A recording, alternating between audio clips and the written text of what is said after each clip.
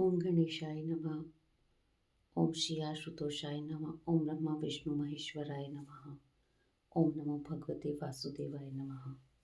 श्री शिव पुराण वायवीय संहिता उत्तरखंड अध्याय 39 ध्यान और उसकी महिमा, योग धर्म तथा शिव योगी का महत्व, शिव भक्त या शिव के लिए प्राण देने अथवा शिव क्षेत्र में मरण से तत्काल मोक्ष लाभ का कथन। उपमन्यु कहते हैं, श्री कृष्ण श्री कंठनाथ का स्मरण करने वाले लोगों के संपूर्ण मनोरथों की सिद्धि तत्काल हो जाती है। ऐसा जानकर कुछ योगी उनका ध्यान अवश्य करते हैं। कुछ लोग मन की स्थिरता के लिए स्थूल रूप का ध्यान करते हैं। स्थूल रूप के चिंतन में लगकर जब चित्त निश्चल हो जाता है तब सूक्ष्म रूप में वह स्थिर होता है। भगवान शिव का चिंतन करने पर सब सिद्धियां प्रत्यक्ष सिद्ध हो जाती हैं। अन्य मूर्तियों का ध्यान करने पर भी शिव रूप का अवश्य चिंतन करना चाहिए। जिस जिस रूप में मन की स्थिरता लक्षित हो उसका बारंबार ध्यान करना चाहिए। ध्यान पहले सविषय होता है, फिर निर्विषय होता है, ऐसा ज्ञानी पुरुषों का कथन है। इस विषय में कुछ सत्पुरुषों का मत है कि कोई भी ध्यान निर्विषय होता ही नहीं। बुद्धि की ही कोई प्रवाह रूपा संतति ध्यान कहलाती है। इसलिए निर्विषय बुद्धि केवल निर्गुण निराकार ब्रह्म में ही प्रवृत्त होती है। अतः सविषय ध्यान प्रातःकाल के सूर्य की किरणों के समान ज्योति का आश्रय लेने वाला है तथा निर्विषय ध्यान सूक्ष्म तत्व का अवलंबन करने वाला है। इन दो के सिवा और कोई ध्यान वास्तव में नहीं है। अथवा सविषय ध्यान साकार स्वरूप का अवलंबन करने वाला है तथा निराकार स्वरूप का जो बोध्य अनुभव है वही निर्विषय ध्यान माना गया है। वह सविषय और निर्विषय ध्यान ही क्रमशः सबीज और निर्बीज कहा जाता है। निराकार का आश्रय लेने से उसे निर्बीज और साकार का आश्रय लेने से सबीज की संज्ञा दी गई है। अतः पहले सविषय या सबीज ध्यान करके अंत में सब प्रकार की सिद्धि के लिए निर्विषय अथवा निर्बीज ध्यान करना चाहिए। प्राणायाम करने से क्रमशः शांति आदि दिव्य सिद्धियां सिद्ध होती है। उनके नाम है शांति, प्रशांति, दीप्ति और प्रसाद। समस्त आपदाओं के शमन को ही शांति कहा गया है। तम का बाहर और भीतर से नाश की प्रशांति है। बाहर और भीतर जो ज्ञान का प्रकाश होता है उसका नाम दीप्ति है तथा बुद्धि की जो स्वस्थता है उसी को प्रमाद कहा गया है। बाह्य और आभ्यंतर सहित जो समस्त करण हैं वे बुद्धि के प्रसाद से शीघ्र ही प्रसन्न हो जाते हैं। ध्यान ध्येय और ध्यान प्रयोजन, इन चार को जानकर ध्यान करने वाला पुरुष ध्यान करे। जो ज्ञान और वैराग्य से संपन्न हो, सदा शांतचित्त रहता हो, श्रद्धालु हो और जिसकी बुद्धि प्रसाद गुण से युक्त हो, ऐसे साधक को ही सत्पुरुषों ने ध्याता कहा है। ध्याये चिंत्याम, यह धातु है, इसका अर्थ चिंतन। भगवान शिव का बारंबार चिंतन ही ध्यान कहलाता है। जैसा थोड़ा सा भी योगाभ्यास पाप का नाश कर देता है, उसी तरह क्षण मात्र भी ध्यान करने वाले पुरुष के सारे पाप नष्ट हो जाते हैं। श्रद्धापूर्वक विक्षेप रहित चित्त से परमेश्वर का जो चिंतन है उसी का नाम ध्यान है। बुद्धि के प्रवाह रूप ध्यान का जो अवलंबन या आश्रय है उसी को साधु पुरुष ध्याय कहते हैं। स्वयं सांब सदाशिव ही वह ध्येय है। मोक्ष सुख का पूर्ण अनुभव और अणिमा आदि ऐश्वर्य की उपलब्धि, ये पूर्ण शिव ध्यान के साक्षात प्रयोजन कहे गए हैं। ध्यान से सौख्य और मोक्ष दोनों की प्राप्ति होती है। इसलिए मनुष्य को सब कुछ छोड़कर ध्यान में लग जाना चाहिए। बिना ध्यान के ज्ञान नहीं होता और जिसने योग का साधन नहीं किया उसका ध्यान नहीं सिद्ध होता है। जिसे ध्यान और ज्ञान दोनों प्राप्त हैं उसने भव सागर को पार कर लिया। समस्त उपाधियों से रहित निर्मल ज्ञान और एकाग्रतापूर्ण ध्यान, ये योगाभ्यास से युक्त योगी को ही सिद्ध होते हैं। जिनके सारे पाप नष्ट हो गए हैं उनकी बुद्धि ज्ञान और ध्यान में लगती है। जिनकी बुद्धि पाप से दूषित है उनके लिए ज्ञान और ध्यान की बात भी अत्यंत दुर्लभ है। जैसे प्रज्वलित हुई आग सूखी और गीली लकड़ी को भी जला देती है, उसी प्रकार ध्यान अग्नि शुभ और अशुभ कर्म को भी क्षण भर में दग्ध कर देती है। जैसे बहुत छोटा दीपक भी महान अंधकार का नाश कर देता है, इसी तरह थोड़ा सा योगाभ्यास भी महान पाप का विनाश कर डालता है। श्रद्धापूर्वक क्षण भर भी परमेश्वर का ध्यान करने वाले पुरुष को जो महान श्रेय प्राप्त होता है उसका कहीं अंत नहीं है। ध्यान के समान कोई तीर्थ नहीं है, ध्यान के समान कोई तप नहीं है और ध्यान के समान कोई यज्ञ नहीं है। इसलिए ध्यान अवश्य करें। अपने आत्मा एवं परमात्मा का बोध प्राप्त करने के कारण योगी जन केवल जल से भरे हुए तीर्थों और पत्थर एवं मिट्टी की बनी हुई देव मूर्तियों का आश्रय नहीं लेते, वे आत्म तीर्थ में अवगाहन करते और आत्मदेव के ही भजन में लगे रहते हैं। जैसे अयोगी पुरुषों को मिट्टी और काष्ठ आदि की बनी हुई स्थूल मूर्तियों का प्रत्यक्ष होता है, उसी तरह योगियों को ईश्वर के सूक्ष्म स्वरूप का प्रत्यक्ष दर्शन होता है। जैसे राजा को अपने अंतपुर में विचरने वाले सब जन एवं परिजन प्रिय होते हैं और बाहर के लोग उतने प्रिय नहीं होते, उसी प्रकार भगवान शंकर को अंतःकरण में ध्यान करने वाले भक्ति अधिक प्रिय हैं, बाह्य उपचारों का आश्रय लेने वाले कर्मकांडी नहीं। जैसे लोक में यह देखा गया है कि बाहरी लोग राजा के भवन में राजकीय पुरुषोचित फल का उपभोग नहीं कर पाते, केवल अंतपुर के लोग ही उस फल के भागी होते हैं, उसी प्रकार वहाँ यहाँ बाह्य कर्मी पुरुष उस फल को नहीं पाते जो ध्यान योगियों को सुलभ होता है। ज्ञान योग की साधना के लिए उद्यत हुआ पुरुष यदि बीच में ही मर जाए तो भी वह योग के लिए उद्योग करने मात्र से रुद्रलोक में जाएगा। वहाँ दिव्य सुख का उपभोग करके वह फिर योगियों के कुल में जन्म लेगा और पुनः ज्ञान योग को पाकर संसार सागर को लाग जाएगा। योग का जिज्ञासु पुरुष भी जिस गति को पाता है उसे यज्ञ करता संपूर्ण महायज्ञों का अनुष्ठान करके भी नहीं पाता। करोड़ों वेद वेदाद्विजों की पूजा करने से जो फल मिलता है वह एक शिव योगी को भिक्षा देने मात्र से प्राप्त हो जाता है। यज्ञ, अग्निहोत्र, दान, तीर्थ सेवन और होम, इन सभी पुण्य कर्मों के अनुष्ठान से जो फल मिलता है वह सारा फल शिव योगियों को अन्न देने मात्र से प्राप्त हो जाता है। जो मूढ़ मानव शिरो योगियों की निंदा करते हैं वे श्रोताओं सहित नरक में पड़ते हैं और प्रलय काल तक वहीं रहते हैं। श्रोता के होने पर ही कोई शिव योगियों की निंदा का वक्ता हो सकता है, इसलिए महापुरुषों के मत में उस निंदा को सुनने वाला भी महान पापी और दंडनीय है। जो लोग सदा भक्ति भाव से शिव योगियों की सेवा करते हैं वे महान भोग पाते और अंत में शिव योग की भी उपलब्धि कर लेते हैं। इसलिए भोगार्थी मनुष्यों को चाहिए कि वे रहने को स्थान, खान पान, शैया तथा ओढ़ने बिछाने की सामग्री आदि लेकर सदा शिव योगियों का सत्कार करे। योग धर्म संसार अत्यंत प्रबल है, अतः पाप रूपी मुद्गरों से उसका भेदन नहीं हो सकता। योग धर्म और पाप मुद्गर में उतना ही अंतर समझना चाहिए जितना व्रज और तंतुल में। अतः योगी जन पापों और पाप तमों से उसी तरह लिप्त नहीं होते जैसे कमल का पत्ता पानी से। शिव योग परायण मुनि जिस देश में नित्य निवास करता है वह देश भी पवित्र हो जाता है, फिर उसकी पवित्रता के विषय में तो कहना ही क्या। अतः चतुर एवं विद्वान पुरुष सब कृत्यों को छोड़कर संपूर्ण दुखों से छुटकारा पाने के लिए शिव योग का अभ्यास करें।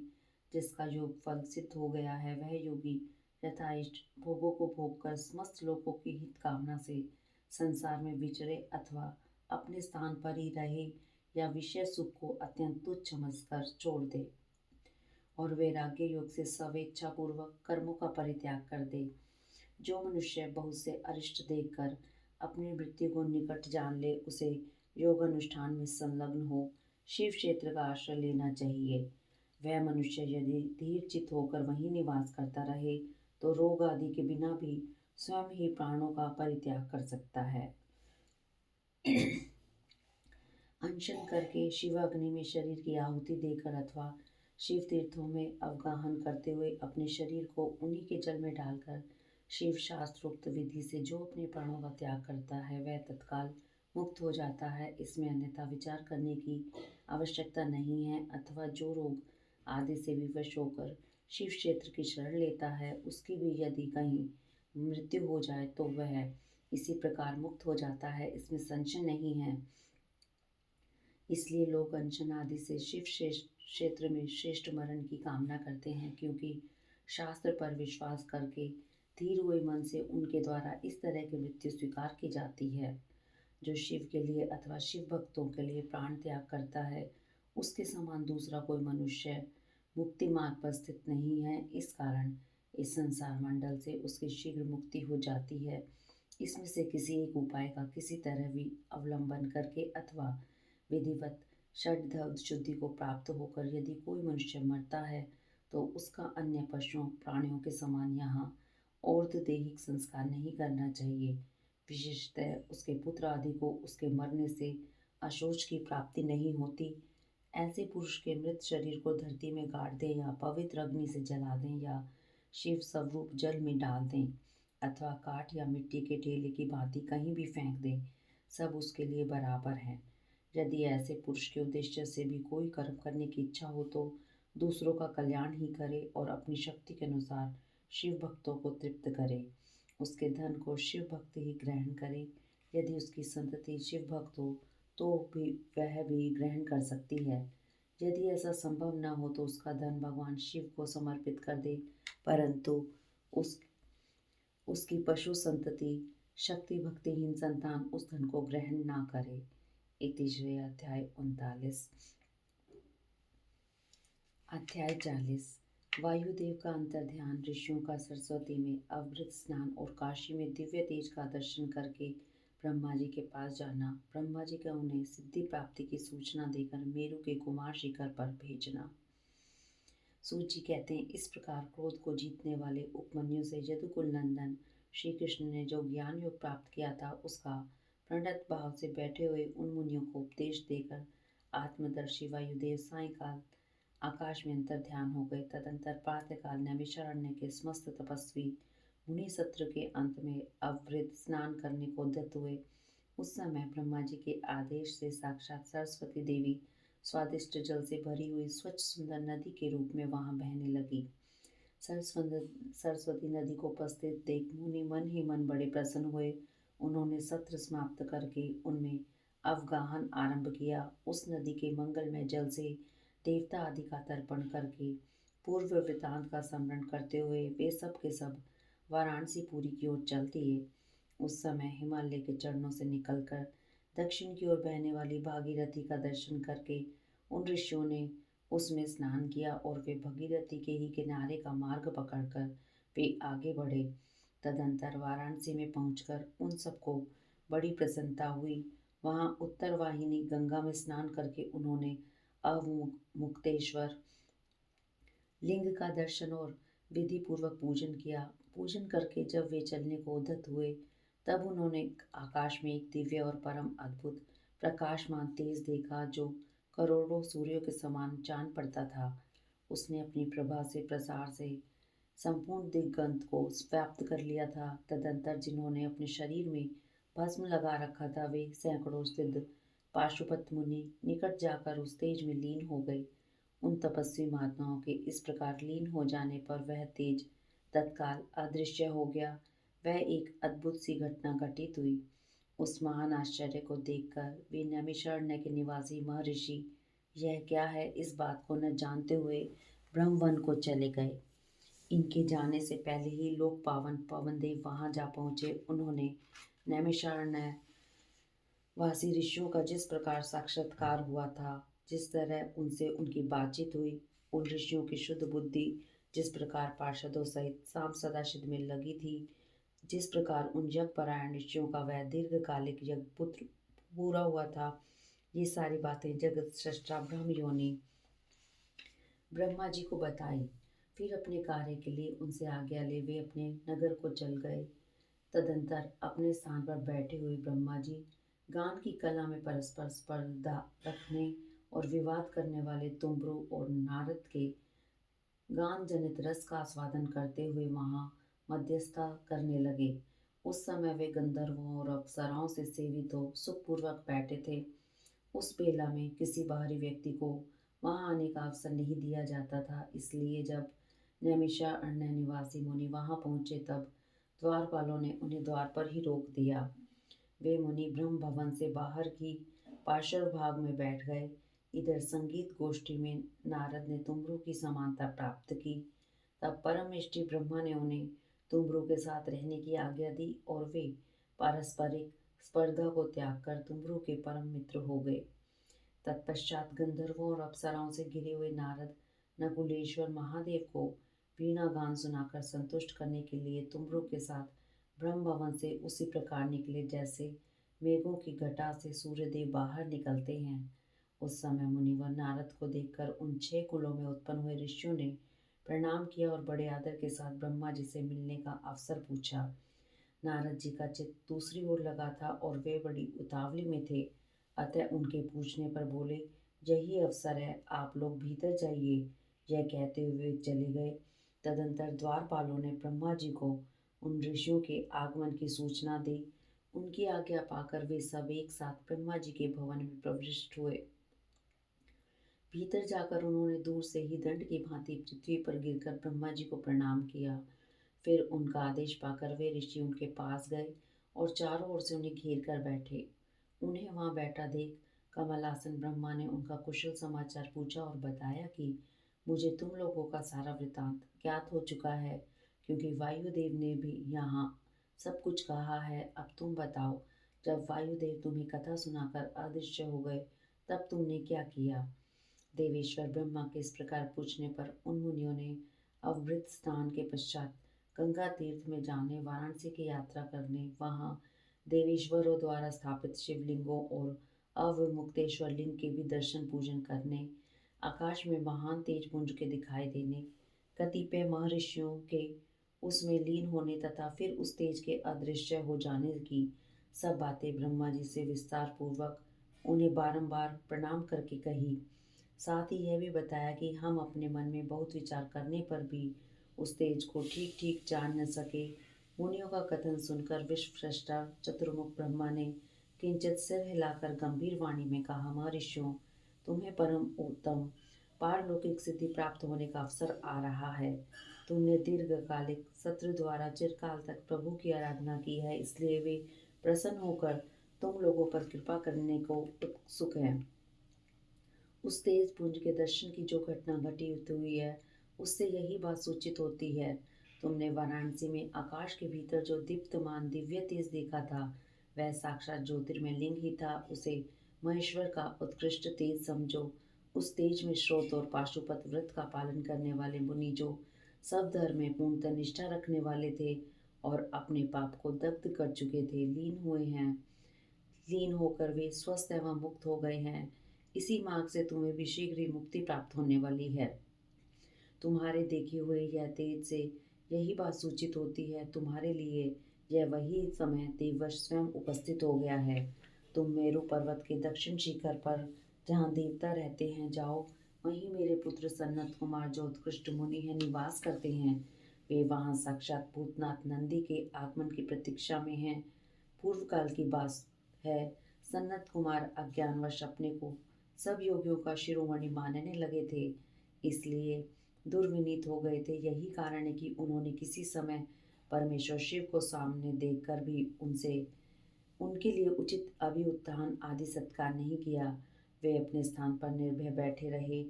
उनके इस अपराध से कुपित तो नंदी ने उन्हें बहुत बड़ा ऊंट बना दिया। तब उनके लिए बहुत बड़ा शोक हुआ और मैंने दीर्घ काल तक महादेव और महादेवी की उपासना करके नंदी से भी बड़ी अनुनय विनय की। इस प्रकार प्रयत्न करके किसी तरह उनको ऊंट की योनि से छुटकारा दिलाया और उन्हें पूर्ववत सनत कुमार रूप की प्राप्ति कराई। उस समय महादेव ने मुस्कुराते हुए अपने गणाध्यक्ष नंदी से कहा, अनग, सनत कुमार मुनि ने मेरी ही अवहेलना करके अपना वैसा अहंकार प्रकट किया था, अतः तुम ही उनको मेरे यथार्थ स्वरूप का उपदेश दो। ब्रह्मा का ज्येष्ठ पुत्र मूढ़ की भांति मेरा स्मरण कर रहा है, अतः मैंने ही उसको तुम्हें शिष्य के रूप में दिया है। तुमसे उपदेश पाकर वह मेरे ज्ञान का प्रवर्तक होगा और वही तुम्हारा धर्माध्यक्ष के पद पर अभिषेक करेगा। महादेव जी के ऐसा कहने पर समस्त भूतगणों के अध्यक्ष नंदी ने प्रातःकाल मस्तक झुकाकर स्वामी की वह आज्ञा शिरोधार्य की तथा सनत कुमार भी मेरी आज्ञा से इस गणराज नंदी को प्रसन्न करने के लिए मेरू पर दुष्कर तपस्या कर रहे हैं। गणाध्यक्ष नंदी के समागम से पहले ही तुम लोग सनत कुमार से मिलो, क्योंकि उन पर कृपा करने के लिए नंदी शीघ्र ही वहाँ आएंगे। विश्वयोनि ब्रह्मा के इस प्रकार शीघ्र आदेश देकर भेजने पर वे मुनि मेरु पर्वत के दक्षिणवर्ती कुमार शिखर पर गए। इति श्री अध्याय 40। अध्याय 41। मेरुगिरी के स्कंद सरोवर के तट पर मुनियों का सनत कुमार जी से मिलना, भगवान नंदी का वहां आना और दृष्टिपात मात्र से पाशछेदन एवं ज्ञान योग का उपदेश करके चला जाना। शिव पुराण की महिमा तथा ग्रंथ का उपसंहार। सूची कहते हैं, वहां मेरु पर्वत पर सागर के समान एक विशाल सरोवर है जिसका नाम स्कंदसर है। उसका जल अमृत के समान स्वादिष्ट, शीतल, स्वच्छ, अगाध और हल्का है। वह सरोवर सब ओर से स्फटिक मणि के शिलाखंडों द्वारा संगठित हुआ है। उसके चारों ओर सभी ऋतुओं में खिलने वाले फूलों से भरे हुए वृक्ष उसे आच्छादित किए रहते हैं। उस सरोवर में सेवार, उत्पल, कमल और कुमुद के पुष्प तारों के समान शोभा पाते हैं और तरंगे बादलों के समान उठती रहती हैं, जिससे जान पड़ता है कि आकाश ही भूमि पर उतर आया है। वहाँ सुखपूर्वक उतरने चढ़ने के लिए सुंदर घाट और सीढ़ियाँ हैं। वहाँ की भूमि नीली शिखाओं से आबद्ध है। आठों दिशाओं की ओर से वह सरोवर बड़ी शोभा पाता है। वहाँ बहुत से लोग नहाने के लिए उतरते हैं और कितने ही नहाकर निकलते रहते हैं। स्नान करके श्वेत, यज्ञोपवीत और उज्ज्वल कौपीन धारण किए, वल्कल पहने, सिर पर जटा अथवा शिखा लगाए या मूड मुड़ाए, ललाट में त्रिपुंड लगाए, वैराग्य से विमल एवं मुस्कुराते मुख वाले बहुत से मुनि कुमार गढ़ों में, कमलिनी के पत्तों के दोनों में, सुंदर कलशों में, कमंडलों में तथा वैसे ही करकों आदि में अपने लिए, दूसरों के लिए, विशेषतः देव पूजा के लिए वहाँ से नित्य जल और फूल ले जाते हैं। वहाँ इष्ट और शिष्ट पुरुष जल में स्नान करते देखे जाते हैं। उस सरोवर के किनारे की शिलाओं पर तिल, अक्षत, फूल और छोड़े हुए पवित्र दृष्टिगोचर होते हैं। वहाँ स्थान स्थान पर अनेक प्रकार की पुष्प बलि आदि दी जाती है। कुछ लोग सूर्य को अर्घ्य देते हैं और कुछ लोग वेदी पर बैठकर पूजन आदि करते हैं। उस सरोवर के उत्तर तट पर एक कल्प वृक्ष के नीचे हीरे की शिला से बनी हुई वेदी पर कोमल मृग चरम बिछाकर सदा बाल रूपधारी सनत कुमार जी बैठे थे। वे अपनी अविचल समाधि से उसी समय उपरत हुए थे। उस समय बहुत से ऋषि और मुनि उनकी सेवा में बैठे थे और योगीश्वर भी उनकी पूजा करते थे। नैमिषारण्य के मुनियों ने वहाँ सनत कुमार जी का दर्शन किया, उनके चरणों में मस्तक झुकाया और उनके आसपास बैठ गए। सनत कुमार जी के पूछने पर उन ऋषियों ने उनसे जो ही अपने आगमन का कारण बताना आरंभ किया, त्यों ही आकाश में दुदुम्बियों का तुमुल नाद सुनाई दिया। उसी समय सूर्य के समान तेजस्वी एक विमान दृष्टिगोचर हुआ, जो असंख्य गणेश्वरों द्वारा चारों ओर से घिरा हुआ था। उसमें अप्सराएं और रुद्र कन्याएं भी थी। वहाँ मृदंग, ढोल और वीणा की ध्वनि गूंज रही थी। उस विमान में विचित्र रतन जड़ित चंदोवा तना था और मोतियों की लड़ियां उनकी शोभा बढ़ा रही थी। बहुत से मुनि, सिद्ध, गंधर्व, यक्ष, चारण और किन्नर नाचते गाते और बाजे बजाते हुए उस विमान को सब ओर से घेर कर चल रहे थे। उसमें वृषभ चिन्ह से युक्त और मूंगे के दंड से विभूषित ध्वजा पताका फहरा रही थी, जो उसके गोपुर की शोभा बढ़ाती थी। उस विमान के मध्य भाग में, जो जमरों के बीच चंद्रमा के समान उज्ज्वल मणिमय दंड वाले शुद्ध छत्र के नीचे दिव्य सिंहासन पर शिलाद पुत्र नंदी देवी सुयशा के साथ बैठे थे। वे अपनी कांति से, शरीर से तथा तीनों नेत्रों से बड़ी शोभा पा रहे थे। भगवान शंकर को आवश्यक कार्यों की सूचना देने वाले वे नंदी मानो जगत सृष्टा शिव के अलंघनीय आदेश का मूर्तिमान स्वरूप होकर वहां आए थे, अथवा उनके रूप में मानो साक्षात शंभु का संपूर्ण अनुग्रह ही साकार रूप धारण करके वहां सबके सामने उपस्थित हुआ था। शोभाशाली श्रेष्ठ त्रिशूल ही उनका आयुध है। वे विश्वेश्वर गणों के अध्यक्ष हैं और दूसरे विश्वनाथ की भांति शक्तिशाली हैं। उनमें विश्वष्टा विधाताओं का भी निग्रह और अनुग्रह करने की शक्ति है। उनके चार भुजाएं हैं, अंग अंग से उदारता सूचित होती है। वे चंद्रलेखा विभूषित हैं, कंठ में नाग और मस्तक पर चंद्रमा उनके अलंकार हैं। वे साकार एवं सक्रिय सामर्थ्य के स्वरूप से जान पड़ते हैं। उन्हें देखकर ऋषियों सहित ब्रह्मपुत्र सनत कुमार का मुख प्रसन्नता से खिल उठा। वे दोनों हाथ जोड़कर उठे और उन्हें आत्मसमर्पण सा करते हुए खड़े हो गए। इतने ही में वह विमान धरती पर आ गया। सनत कुमार ने देव नंदी को साष्टांग प्रणाम करके उनकी स्तुति की और मुनियों का परिचय देते हुए कहा, ये 6 कुलों में उत्पन्न ऋषि हैं जो नैमिषारण्य में दीर्घ काल से सत्र का अनुष्ठान करते थे। ब्रह्मा जी के आदेश से आपका दर्शन करने के लिए ये लोग पहले से ही यहाँ आए हुए हैं।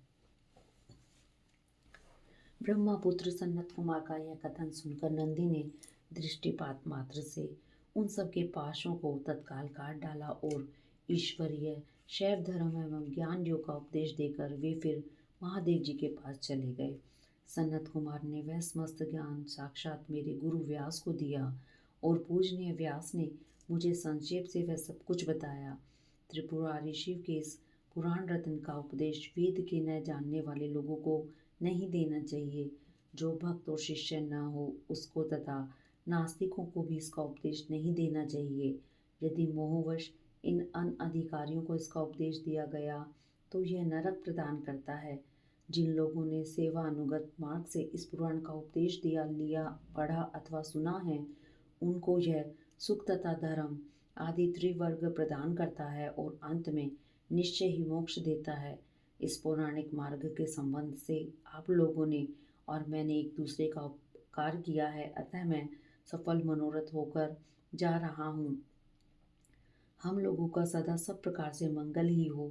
सूर्य के आशीर्वाद देकर चले जाने और प्रयाग में उस महायज्ञ के पूर्ण हो जाने पर वे सदाचारी मुनि विषय कलुषित कलिकाल के आने से काशी के आसपास निवास करने लगे।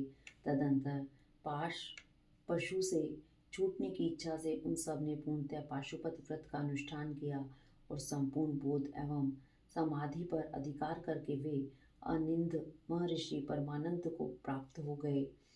व्यास जी कहते हैं, यह शिव पुराण पूरा हुआ। इस हितकर पुराण को बड़े आदर एवं प्रतन से पढ़ना एवं सुनना चाहिए। नास्तिक श्रद्धाहीन शठ महेश्वर के प्रति भक्ति से रहित तथा धर्मध्वजी को इसका उपदेश नहीं देना चाहिए। इसका एक बार श्रवण करने से ही सारा पाप भस्म हो जाता है। भक्तिहीन भक्ति पाता है और भक्त भक्ति की समृद्धि का भागी होता है। दोबारा श्रवण करने पर उत्तम भक्ति और तीसरी बार सुनने पर मुक्ति सुलभ हो जाती है। इसलिए मुमुक्षु पुरुष को बारंबार इसका श्रवण करना चाहिए। किसी भी उत्तम फल को पाने के लिए शुद्ध बुद्धि से इस पुराण की 5 आवृत्ति करनी चाहिए। ऐसा करने से मनुष्य उस फल को प्राप्त कर लेता है, इसमें संशय नहीं है। प्राचीन काल के राजाओं, ब्राह्मणों तथा श्रेष्ठ ऋषियों ने इसकी 7 आवृत्ति करके शिव का साक्षात दर्शन प्राप्त किया है। जो मनुष्य भक्ति परायण हो इसका श्रवण करेगा, वह भी इलोक में संपूर्ण भोगों का उपभोग करके अंत में मोक्ष को प्राप्त कर लेगा। यह श्रेष्ठ शिव पुराण भगवान शिव को अत्यंत प्रिय है। यह वेद के तुल्य माननीय, भोग और मोक्ष देने वाला तथा भक्ति भाव को बढ़ाने वाला है। अपने प्रमथ गणों, दोनों पुत्रों तथा देवी पार्वती के साथ भगवान शंकर इस पुराण के वक्ता और श्रोता का सदा कल्याण करें। इति श्री अध्याय 41 वायवीय संहिता संपूर्ण। शिव पुराण संपूर्ण। हरिओम तत्सत। हरिओम तत्सत। ओम नमः शिवाय। ओम नमः शिवाय। ओम नमः शिवाय। ओम नमः शिवाय। ओम नमः शिवाय। ओम नमः शिवाय। ओम नमः शिवाय। ओम नमः शिवाय। ओम नमः शिवाय। ओम नमः शिवाय। ओम